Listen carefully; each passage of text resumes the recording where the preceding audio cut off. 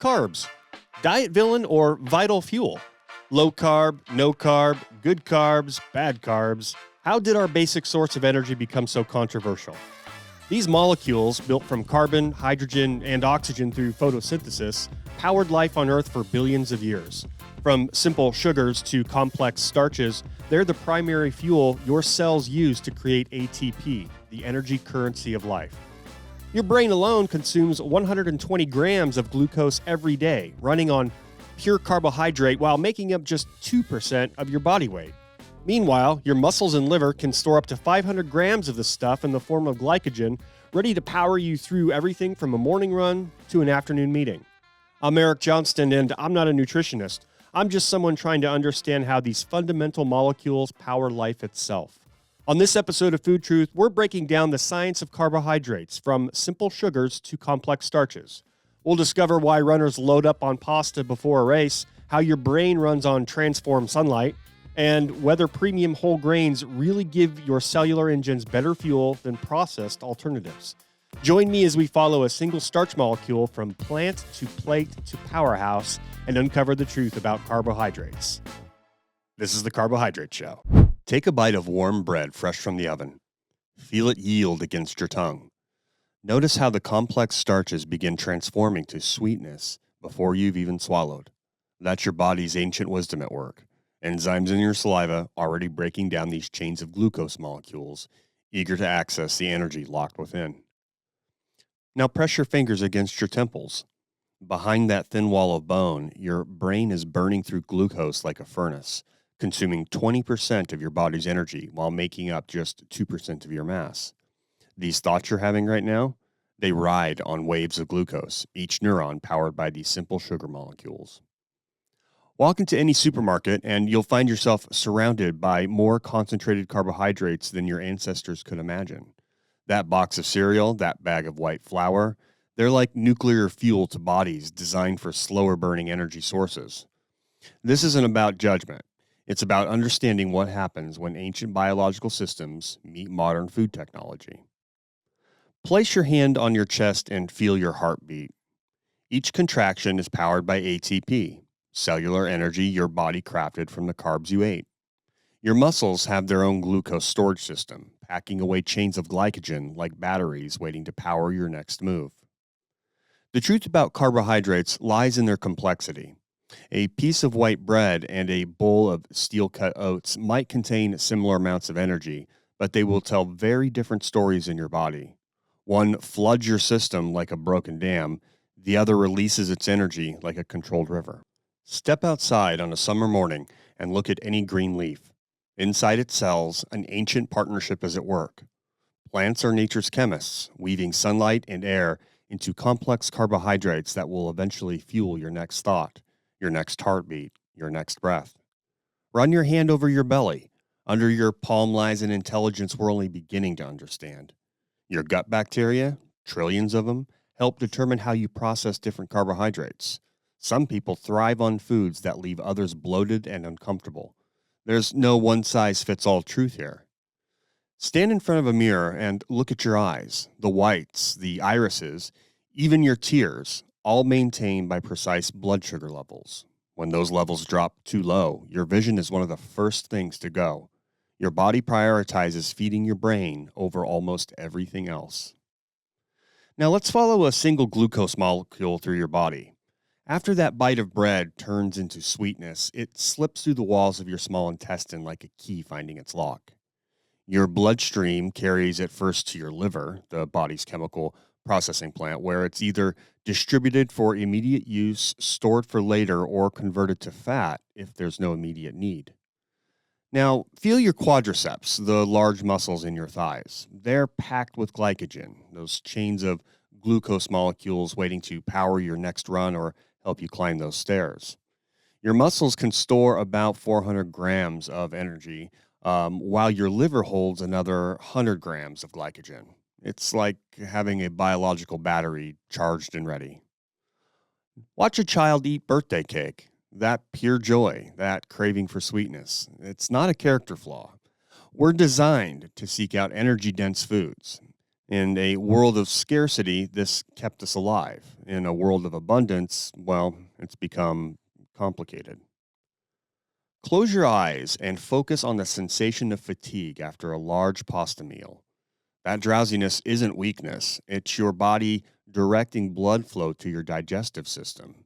Insulin levels are rising to handle the incoming energy load. Your body is doing exactly what it evolved to do. Touch your skin anywhere on your body. Just beneath lies a layer of fat tissue, a storage system for excess energy. When you eat more carbohydrates than you need, your body transforms them into fat with remarkable efficiency. Not because it's trying to sabotage your beach body, but because it's preparing for a famine that, in our modern world, never comes. Walk through a wheat field at dawn. Each grain contains carefully packaged energy, wrapped in fiber, bundled with vitamins and minerals. This is how we're meant to encounter carbohydrates, as whole foods, not isolated nutrients. The sweetness of an apple eaten right off the tree tells a different story than the sweetness of apple juice. One comes bundled with fiber that slows absorption, vitamins that help process the sugars, and a natural portion size. The other concentrates the sugars while stripping away the context nature provided. Listen to your body after different meals. A breakfast of processed cereal might leave you hungry in an hour, while old fashioned oatmeal keeps you satisfied longer. This isn't just about calories or willpower. It's about how different carbohydrates affect your hormones, your energy levels, even your very chemistry. Fill a glass with water and watch sugar dissolve into invisibility. That's what's happening in your bloodstream right now. Glucose molecules slipping between blood cells, being carried to every corner of your body. Your pancreas watches these levels as carefully as a mother watches her child at play. Put your fingers on your throat and swallow. Even the simple action requires glucose. Every voluntary movement, every involuntary muscle contraction, even maintaining your posture as you're listening to these words, are all powered by this molecular dance of carbohydrate metabolism. Some nights you might dream of bread or pasta. Your body isn't betraying you, it's speaking an ancient language of need. Before we had nutrition labels and glycemic indexes, we had hunger and cravings, signals honed over a millennia to keep us alive. Watch an athlete hit the wall in a marathon. Their legs turn to concrete, their minds fog over.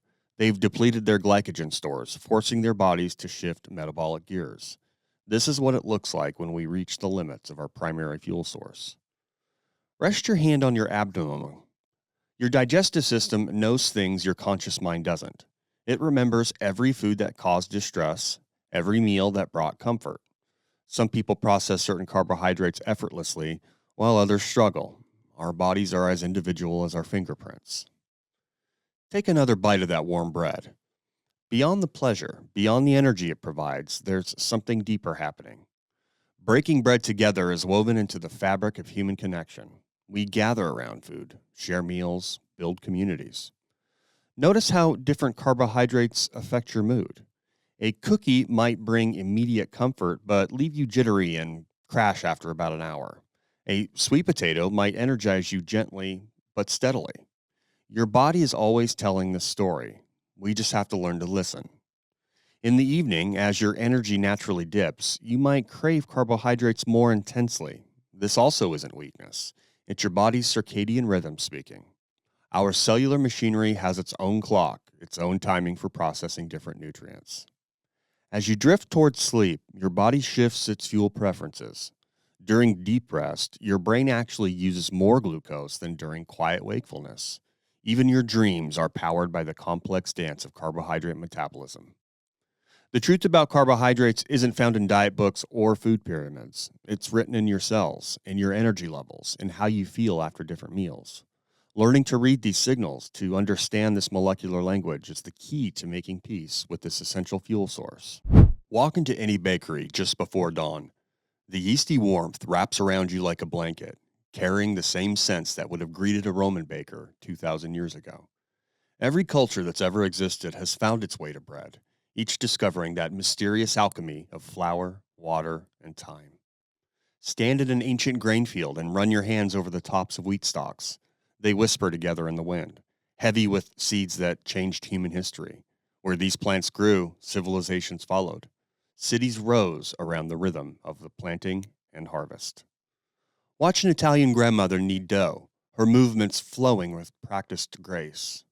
There's no recipe card in sight. The knowledge lives in her hands, passed down through generations. She knows exactly how the dough should feel, when it needs more flour, when it's ready to rest. In Middle Eastern homes, bread is still torn rather than cut.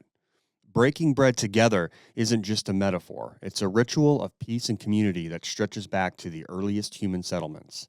Every piece shares a created bond. Every meal together strengthens community. The remains of ancient hearths tell stories through scattered grain kernels and shard marks. Archaeologists can trace human migration by following the spread of different grains.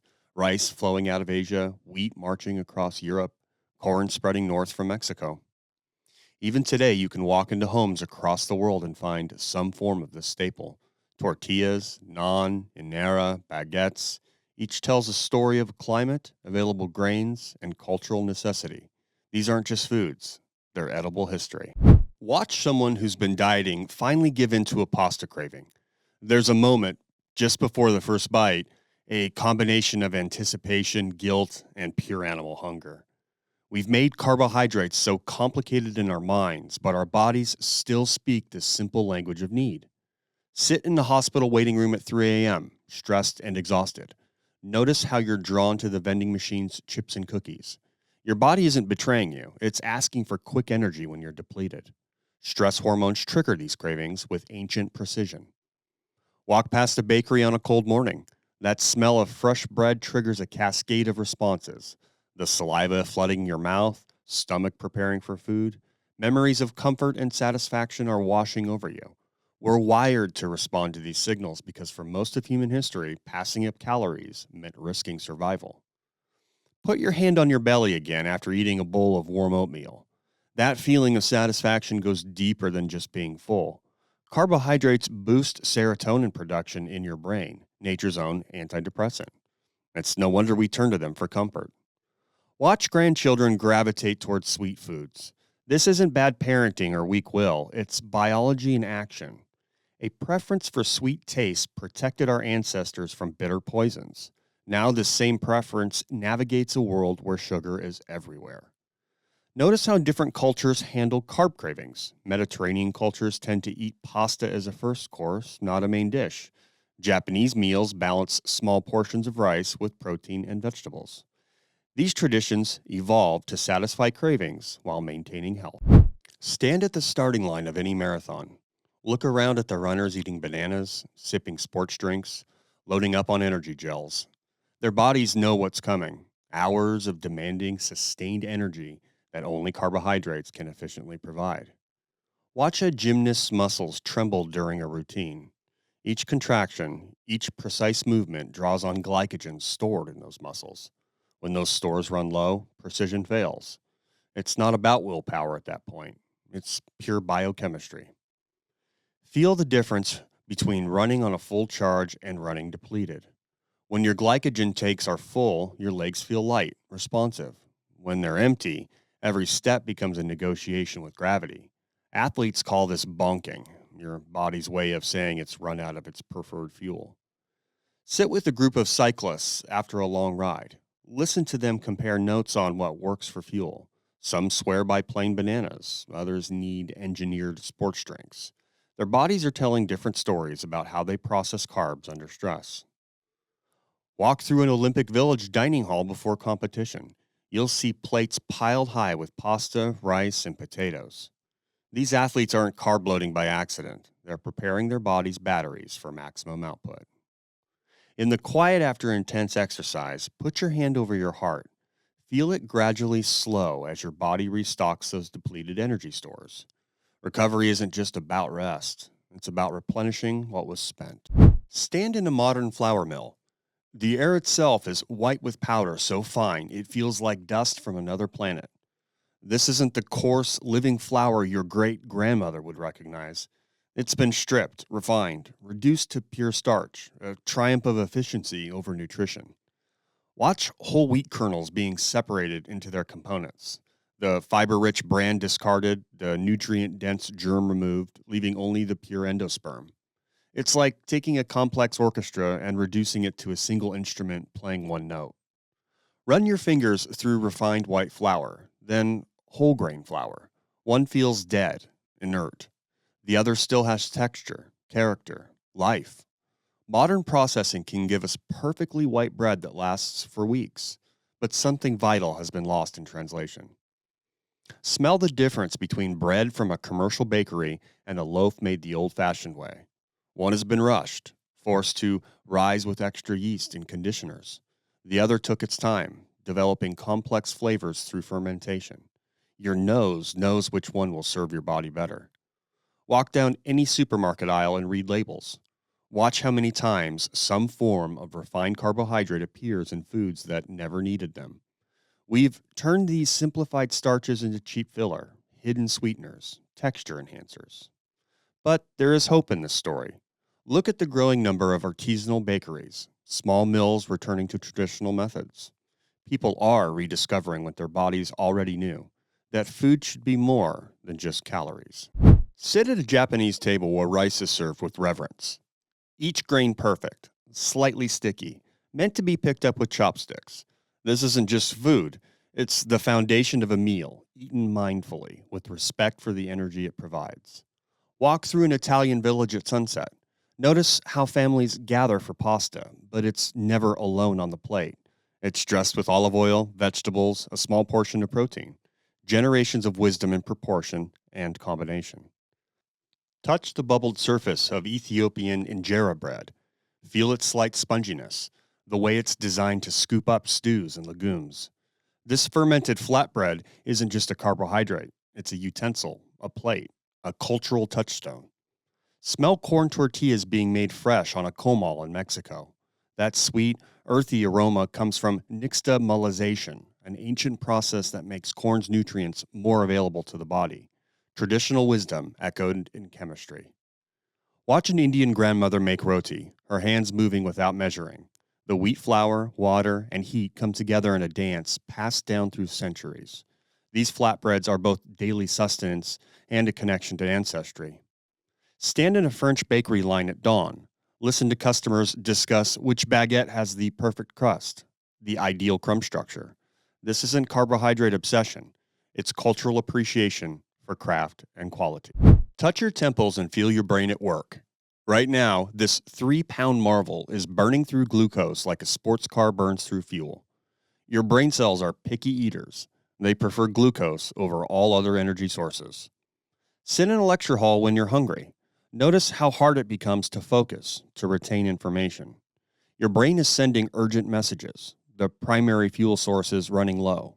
This isn't weakness. It's your body protecting its most energy-hungry organ. Watch children after lunch at school. Their brains are growing, requiring even more glucose than adult brains. There's wisdom in that old tradition of milk and cookies after school. Young minds need steady energy. Feel the mental fog lift after eating. That clarity isn't imagination. It's your brain receiving the fuel it craves. But notice how different carbohydrates affect your thinking. A candy bar might give you a quick surge followed by a crash, while oatmeal provides sustained mental energy. Consider the night shift worker reaching for sweet snacks at 3 a.m.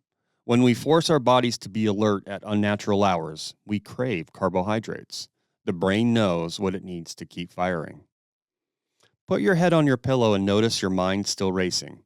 Even in sleep, your brain will use glucose. Dreams run on sugar, in their own way. Place whole grain bread next to white bread. One still contains the fiber matrix nature provided. The other has been stripped bare. This isn't just about nutrition labels. It's about how your body processes these foods. Listen to your gut after different meals. Fiber acts like a traffic controller, slowing the flood of glucose into your bloodstream. It's not an inactive ingredient. It's an essential part of how we're meant to encounter carbohydrates. Walk through a fruit orchard. Every piece of fruit comes with its own fiber packaging.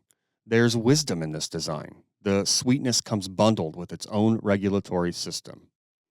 Touch the rough outer layer of a wheat kernel before it's milled. This bran layer isn't waste to be discarded. It's an integral part of how our digestive systems evolved to process grain. Feel the difference between hunger after a fiber-rich meal versus a fiber-poor one. One leaves you satisfied longer, the other sets you up for a blood sugar roller coaster. Your body knows the difference. Run your fingers through oats. Feel their subtle texture. They still contain their fiber, their nutrients, their integrity. This is how carbohydrates are meant to be. In emergency medicine, simple sugar can mean the difference between life and death. In hospitals around the world, glucose solutions flow through IVs, providing essential energy when bodies are in crisis. It's not the protein or fat they reach for first, it's the fastest fuel we know. Understanding carbohydrate metabolism has revolutionized how we treat diseases. From managing diabetes to supporting recovery from surgery, precise control of blood sugar has become fundamental to modern medicine. Every advancement teaches us more about these essential molecules. In cancer treatment, the relationship with carbohydrates becomes incredibly complex. Medical science walks a delicate line, learning how different cells use glucose differently. Each discovery adds another piece to this metabolic puzzle. Sports medicine has transformed our understanding of how bodies use carbohydrates under stress. When athletes push their limits, we learn more about energy systems, recovery, and the intricate dance between fuel and function. Pregnancy changes how our bodies process everything, including carbohydrates. These natural shifts have taught doctors volumes about metabolism. Sometimes temporary changes illuminate permanent truths about how our bodies work. In nutrition therapy, making peace with carbohydrates often means rebuilding our entire relationship with food. Understanding replaces fear. Science outweighs superstition. Balance returns through knowledge rather than restriction. Step into a food science laboratory where they're developing new forms of resistant starch. Watch scientists trying to give us the pleasure of carbohydrates without the metabolic impact. The future of food is being written here. Observe vertical farming operations growing grains in controlled environments. Climate change is reshaping where and how we can grow our primary carbohydrate sources. Agriculture adapts because it must. Touch the strange new flowers made from insects, algae, novel proteins. As populations grow and climate shifts, we're searching for sustainable new sources of both protein and carbohydrates. Innovation born of necessity. Smell lab-created meat growing in glucose solutions. Even our alternatives to carbohydrate-based foods depend on carbohydrates for their creation. The circle remains unbroken. Or watch 3D food printers laying down precise layers of modified starches. Technology isn't just changing how we process carbohydrates, it's changing their very structure. But our bodies still run on the same ancient fuel. Feel the texture of mycelium-based meat alternatives. The future of food might lie in these fungal networks that transform simple sugars into complex proteins. Nature showing us new possibilities. Stand in any bookstore's diet section. Watch the pendulum swing. Carbs are evil. Carbs are essential. No carbs after dark. Only carbs before noon.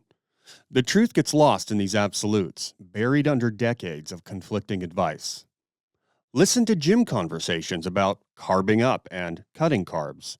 Notice how we've turned a basic fuel source into something almost mystical. But your body doesn't know about these trends. It knows only the ancient language of hunger and satisfaction. Touch the cover of the latest diet book promising freedom from carbohydrate addiction. These stories ignore a simple truth. Glucose isn't addictive, but survival instincts run deep. Our bodies remember every famine they've ever faced. Smell fresh bread baking and notice your response. That mouth-watering reaction isn't moral weakness. It's your body recognizing a dense source of energy. We're not broken for wanting what kept our ancestors alive.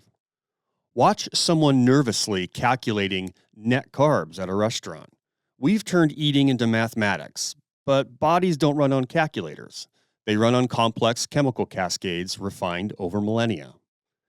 Feel the freedom that comes with understanding rather than fearing these molecules. Knowledge replaces anxiety. Science outweighs superstition. Truth matters more than trends. Well, that's it for this episode of Food Truth. Thanks for riding along as we've taken our deep dive into the world of carbohydrates. We hope you gained some valuable information. Join us on our next show when we take a deep dive into the world of proteins, and things aren't what you think they are. If you want more Food Truth, go to www.getfoodtruth.com and please like us or subscribe or follow us on whichever platform you're hearing this on. Thanks again, and we'll see you next time.